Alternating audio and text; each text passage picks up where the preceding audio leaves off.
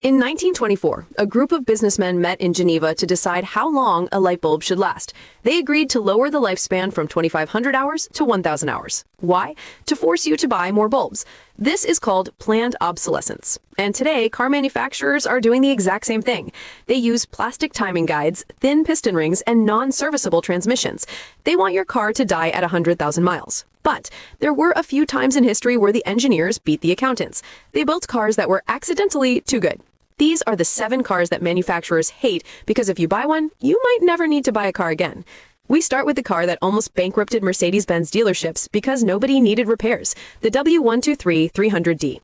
Sold in the late 70s and 80s, this is widely considered the most durable car ever mass-produced. You still see these serving as taxis in Africa with 2 million miles on the clock.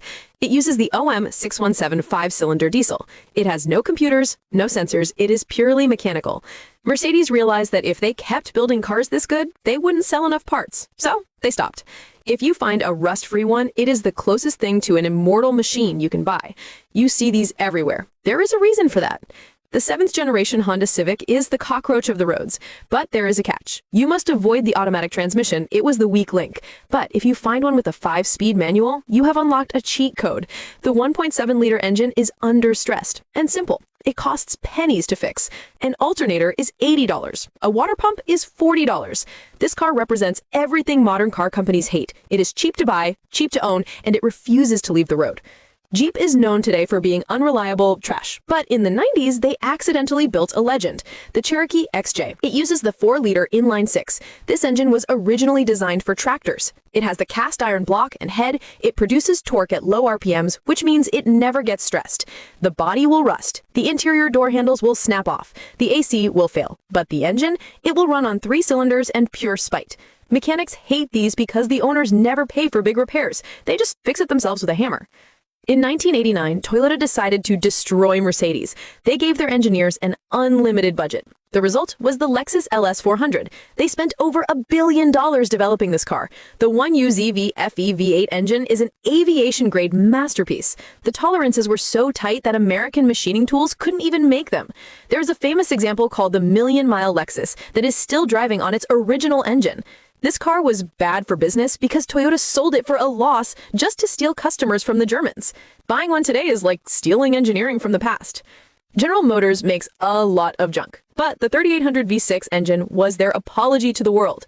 Found in the Buick LeSabre in Park Avenue, this engine is practically bulletproof. It doesn't make enough power to hurt itself. Because these were bought by older people who drove slowly and did every oil change, finding a pristine one is easy.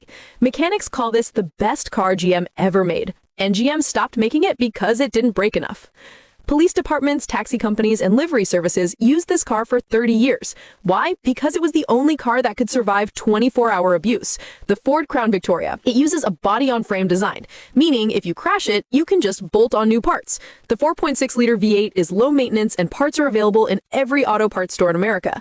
Ford killed this car in 2011 to force fleets to buy the more expensive, less reliable Taurus. They literally killed it because it was too durable. And the #1 car that defies modern economics, the Toyota Land Cruiser. Most cars are designed with a service life of 10 to 15 years. The Land Cruiser is designed for a service life of 25 years in third-world conditions. Every part is twice as thick as it needs to be. The wheel bearings are massive. The frame is reinforced steel. It is the only car on this list that will actually appreciate in value because rich people know that the new ones, with their twin turbos and hybrid batteries, will never last this long. This is the ultimate middle finger to planned obsolescence. These cars prove that manufacturers can build things that last. They just choose not to. But if you are in the market for a car, you need to be careful.